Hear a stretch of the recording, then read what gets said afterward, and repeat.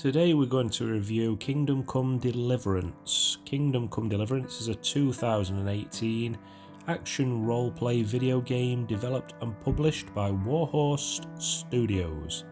Co-published by Deep Silver, it's set in the medieval kingdom of Bohemia, an imperial state of the Holy Roman Empire, with a focus on historically accurate content.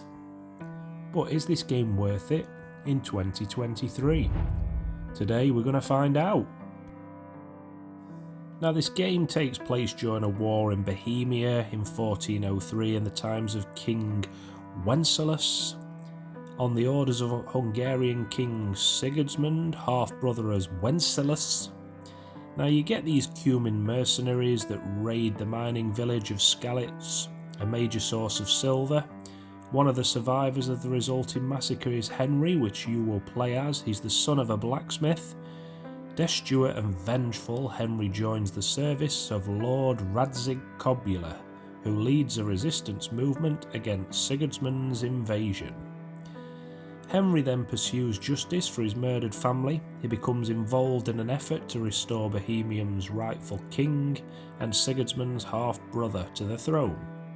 The game features branching quest lines, an open world environment that is absolutely stunning, especially the forest areas. When you start to look at the forest areas later on in the video, you'll see exactly what I mean. The game features a period accurate weapons, clothing, combat techniques and architecture, which we'll go over now in the video. Now, first things first for me, the immersion of this game is what I want to talk about. The immersion is absolutely second to none on this game for me. You start off as Henry, he's quite useless. He's just a young lad, and you actually feel straight away immersed in the storyline with your mum and dad. Combat's really difficult, really basic early on. You struggle to even win a bare knuckle fight. Once you get your hands on a sword, you're pretty useless again with it. You're really slow, so you have to train. But it's not like the other games where you look at something and it says, oh, this enemy's level 32, you're only 5, I wouldn't bother fighting them yet. Especially on hardcore mode, which is what I've been playing on, you don't get any of that information. You just have to go out there and try and win the fight, or try and avoid it as best you can. The combat gets easier as you go along in the game, which you'd expect, but it just feels real as you're doing it. Everything about the combat feels real. You can have these epic one-on-one battles, whether they're using your hands or whether you're using the sword. They're just really epic one-on-one battles where you actually feel like you've achieved something when you kill somebody. It's not just a quick fight and you've got 5 enemies and you're just dealing with them. You get these big battles where there's you can siege, and there's loads here shown, like 10 on 10, and again you feel like you've achieved something when you win the battle. There's also a little bit of romance along the way, which is good.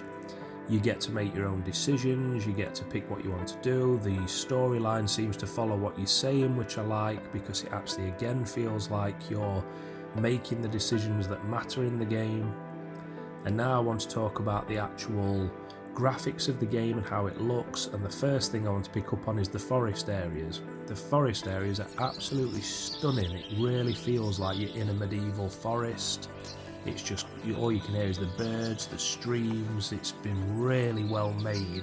And if you're playing on hardcore and you've got no map, you can get lost in the middle of the night just wandering around a forest, but the star system is real, so you can actually follow the North Star. You just feel like you don't want to put it down. You're lost in it straight away. I love the realism. I love the first person games myself. When you're doing survival games, it feels a bit more realistic to me.